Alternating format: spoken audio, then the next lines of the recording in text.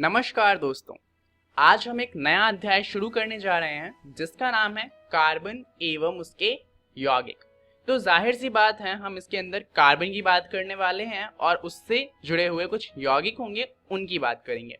तो चलिए जानते हैं कि इसमें हम क्या जानने वाले हैं। तो आज की वीडियो में हम बात करेंगे कार्बन की और साथ में हम जानेंगे कि सहसंयोजी आबंध क्या होते हैं। शुरुआत करते हैं एक सवाल से कि कार्बन इतना महत्वपूर्ण क्यों है। जैसा कि हम जानते हैं, अब तक हम 118 तत्व के बारे में ज्ञात कर चुके हैं। अब 118 तत्व हैं, परंतु फिर भी एक पूरा अध्याय आधारित है सिर्फ एक तत्व पे। ऐसा क्यों? कोई तो कारण होगा कि कार्बन इतना ज्यादा महत्वपूर्ण है। चलिए इसके लिए एक उदाहरण लेते हैं। हम जानते हैं कि हमें सांस लेने के लिए ऑक्सीजन की जरूरत होती है। अब ऑक्सीजन हमें कहाँ से मिलता है? पेड़ पौधों से। पेड़ पौधों को ऑक्सीजन देने के लिए क्या चाहिए होता है? कार्बन डाइऑक्साइड, क्योंकि जब वो कार्बन डाइऑक्साइड लेते हैं तब वो प्रकाश संश्लेषण कर पाते हैं जिससे ऑक्सीजन बनती है। अब यहाँ पर आप एक नाम देखेंगे, कार्बन। तो अगर कार्बन डाइऑक्साइड नहीं होगा तो पेड़ पौधे ऑक्सीजन नहीं बना पाएंगे और ऑक्सीजन नहीं बनेगा तो हम जीवित नहीं रह सकते। तो आप ये देख सकते हैं कि एक तरीके से हमारा जीवन निर्भर करता है कार्बन पे।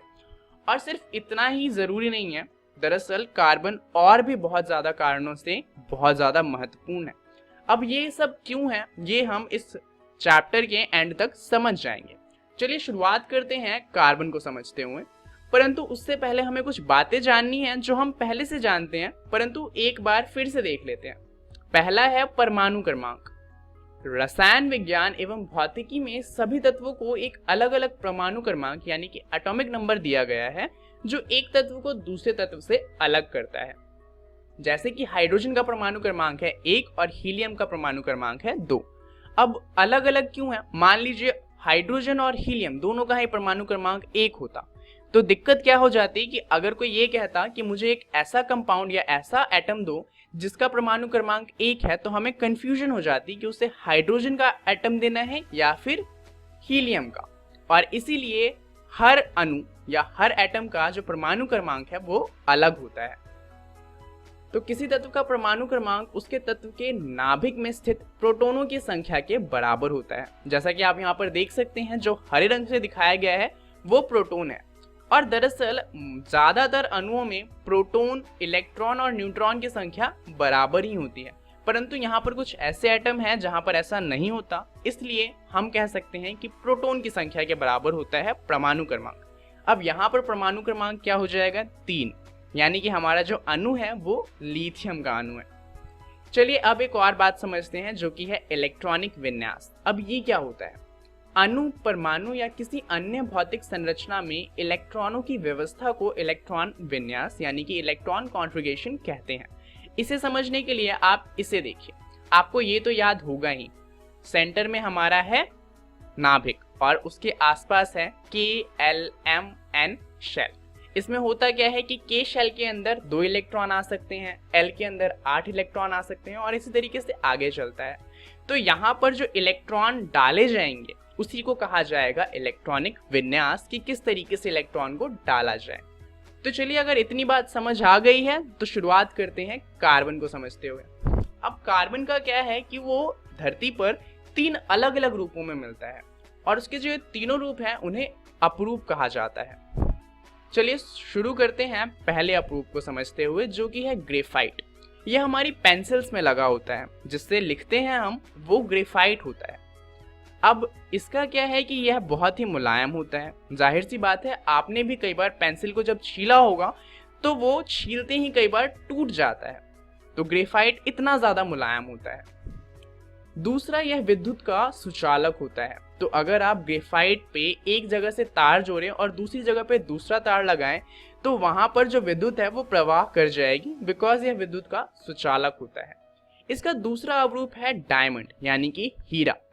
अब हीरा प्रकृति में मिलने वाला सबसे कठोर तत्व है। यहाँ पर आप देख सकते हैं, एक अवरूप इतना मुलायम कि हाथ से टूट जाता है और दूसरा प्राकृतिक रूप से मिलने वाला सबसे कठोर तत्व।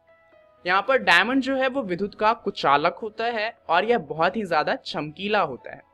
इसका एक और अवरूप है जिसका नाम है बकमिंस्टर फ्लोरीन। परंतु इसकी खोज हाल ही में हुई है और हमें इसके बारे में ज़्यादा नहीं पता। सिर्फ इतना पता है कि इसमें 60 कार्बन के अणु होते हैं जो इसे एक फुटबॉल जैसा आकार देते हैं, और इसके अलावा हमें इसके बारे में कुछ भी नहीं पता है और इस पर अभी भी रिसर्च चल रही है। तो ये 3 अवरूप है जिस रूप में हमें कार्बन धरती से मिलता है। चलिए अब समझते हैं कार्बन के कुछ रासायनिक गुणों को। तो जैसा कि हम जानते हैं कार्बन का जो एटॉमिक नंबर या फिर हम कहें कि परमाणु क्रमांक है वो होता है 6। इस वजह से इसका इलेक्ट्रॉन विन्यास क्या हो जाएगा 2,4, क्योंकि जो K शेल है उसके अंदर सिर्फ 2 इलेक्ट्रॉन आ सकते हैं, तो बाकी के जो 4 हैं उन्हें हमें डालना पड़ेगा L शेल में। अब यहाँ पर इसकी संयोजकता कितनी हो जाएगी फिर 4, क्योंकि बाहर वाला जो कोश है उसको पूरा करने के लिए या तो कार्बन को 4 अणु चाहिए या फिर 4 अणु त्यागने होंगे, और इसीलिए संयोजकता हो जाती है 4। कार्बन से बने तत्वों को कार्बनिक यौगिक कहते हैं। तो ये तो जाहिर सी बात है, कार्बन से बने इसलिए कार्बनिक यौगिक कहते हैं।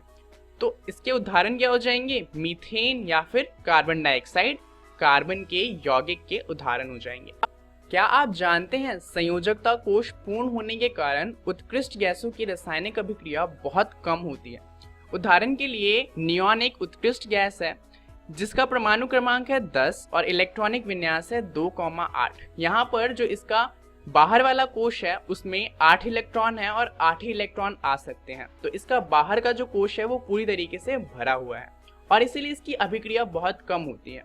दूसरा उदाहरण हम ले सकते हैं हीलियम का, जिसमें 2 इलेक्ट्रॉन होते हैं, तो परमाणु क्रमांक 2, और क्योंकि जो K शेल है यानी कि सबसे पहला वाला शेल उसमें सिर्फ 2 इलेक्ट्रॉन आ सकते हैं, तो इसका भी बाहर वाला कोश पूर्ण है और इसकी अभिक्रिया कम है।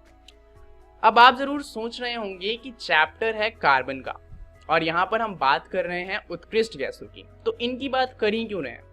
दरअसल हर तत्व अपना संयोजकता कोश पूर्ण करना चाहता है, यानी कि जिस तरीके से उत्कृष्ट गैसों का कोश पूर्ण होता है, सारे तत्व चाहते हैं कि उनका कोश भी पूर्ण हो।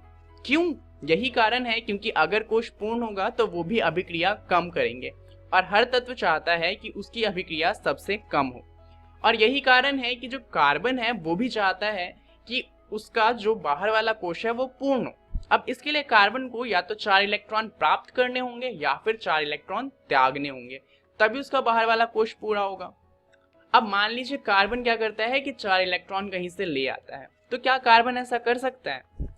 दरअसल कार्बन 4 इलेक्ट्रॉन प्राप्त नहीं कर सकता, क्योंकि कार्बन के लिए 10 इलेक्ट्रॉन को संभालना मुश्किल है, तो 4 इलेक्ट्रॉन तो नहीं आएंगे। तो क्या कर सकते हैं, 4 इलेक्ट्रॉन निकाल देते हैं।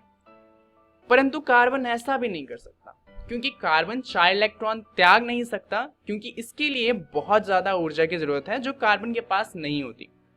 तो अब 4 इलेक्ट्रॉन ले भी नहीं सकता, 4 इलेक्ट्रॉन त्याग भी नहीं सकता, परंतु उसको 4 इलेक्ट्रॉन चाहिए। तो इसका क्या मतलब है कि क्या कार्बन अपना संयोजकता कोश पूर्ण नहीं कर सकता? दरअसल इसका उत्तर है कि नहीं, कार्बन ऐसा कर सकता है। तो अगर कर सकता है तो कैसे कर सकता है? क्योंकि 4 इलेक्ट्रॉन ना तो वो ले सकता है ना 4 इलेक्ट्रॉन दे सकता है। इस समस्या से बचने के लिए कार्बन दूसरे अणुओं के साथ सहसंयोजी आबंध बनाता है। अब इसका क्या मतलब है, सहसंयोजी आबंध क्या होते हैं?